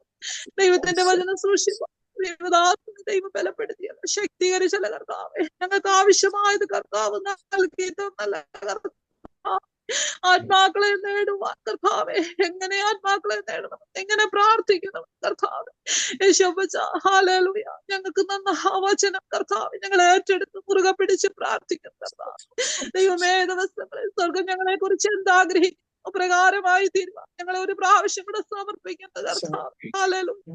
ഞങ്ങളുടെ ഈ മീറ്റിംഗ് കർത്താവെ ഓരോ ദിവസവും കർത്താവെ പുതുക്കം പ്രാവശ്യം ഹല്ലേലൂയ ദിവസത്തിൽ അടുത്തു വരേണ്ട പോലെ അടുത്തു വരും. സ്വർഗം ഞങ്ങളെ വരുത്തുന്ന കൃപയ്ക്കായി ദൈവദാസനെ ദൈവമേ ശാരീരികമായി കർത്താവെ ആയുസ്സോടെ ആരോഗ്യത്തോടെ വീണ്ടും അനേകരെ നേടുവാൻ ദൈവം ബലത്തോടെ നിർത്തിക്കൊള്ളണമേ കർത്താവെ. ദൈവ കൃപദാസന്റെ മേലവിടുന്ന ഹാലൻ അധികമായി പകർന്നു കൊടുക്കണം. ഞങ്ങൾക്ക് വേണ്ടി നിന്ന് കരയും ദൈവം നിന്റെ ദാസനെ നെഹമ്യാവിനെ പോലെ എഴുന്നേൽപ്പിച്ചിരിക്കുന്ന കൃപയ്ക്കായി സ്തോത്രം കർത്താവെ. ഹാലൻ ദൈവമേ നശിവോന്നി തലമുറയുടെ നടുവിൽ അനേകരെ ക്രിസ്തുവിലേക്ക് ആദായപ്പെടും. ഞങ്ങൾ ഓരോരുത്തരെയും എന്റെ കർത്താവ് പ്രയോജനമുള്ള പാത്രങ്ങളാണ് പുറത്തെടുക്കണമേ എന്ന് പ്രാർത്ഥിക്കുന്നു. ഇന്ന് പകൽക്കാലം ദൈവം ഞങ്ങളെ അനുഗ്രഹിക്കണമേ കർത്താവെ. ദൈവശക്തി ഞങ്ങളെ മറച്ചുകൊണ്ട് മാറണമേ കർത്താവ്. കുടുംബങ്ങളായി ദൈവം ഞങ്ങളെ പരിപാലിക്കണമേ കർത്താവെ. ദൈവത്തിന്റെ സാന്നിധ്യം തിരിച്ചറിയുവാൻ സ്വർഗ്ഗം സഹായിക്കണം കർത്താവെ. ദൈവത്തിന്റെ നീതിയുള്ള കൈ അനുകൂലമായിരുന്നു ഞങ്ങളെ വഴി നടത്തുമാറാകണമേ എന്ന് പ്രാർത്ഥിക്കുന്നു. സകല വിഷയങ്ങളും അങ്ങയുടെ സന്നിധിയിൽ സമർപ്പിച്ച് പ്രാർത്ഥിക്കുന്നു കർത്താവെ. ഈ വർഷത്തിന്റെ ആരംഭം മുതൽ ഈ അവസാന ദിവസം വരെ സ്വർഗം ഞങ്ങളെ സൂക്ഷിച്ച കൃപയ്ക്കായി നന്ദി കർത്താവ്. അനേക അനർത്ഥങ്ങളും പ്രയാസങ്ങളും ദുഃഖങ്ങളും ഒക്കെ ഞങ്ങളെ കാണുമാറാക്കി ഞങ്ങളെ വീണ്ടും ജീവിപ്പിക്കുന്ന ദൈവമാണ് കർത്താവെ. വരും വർഷം ഞങ്ങൾക്ക് അനുഗ്രഹമാക്കി തീർക്കണമേ കർത്താവെ. വിശ്വാസത്തോടെ കാഴ്ചപ്പാടുകൾ വെക്കുക സ്വർഗം ഞങ്ങളെ സഹായിക്കുമാറാകണം കർത്താവെ. വചനത്തിന്റെ വാതിലുകളൊക്കെ ദൈവം ഞങ്ങൾക്ക് തുറന്നു തരണം കർത്താവെ. ദൈവത്തിന്റെ മഹത്വം ഞങ്ങളുടെ മേൽ അയക്കുമാറാകണമേ എന്ന് പ്രാർത്ഥിക്കും. പ്രാർത്ഥന യാചനിക്കട്ടെ കൃപയ്ക്കായി സ്തോത്രം.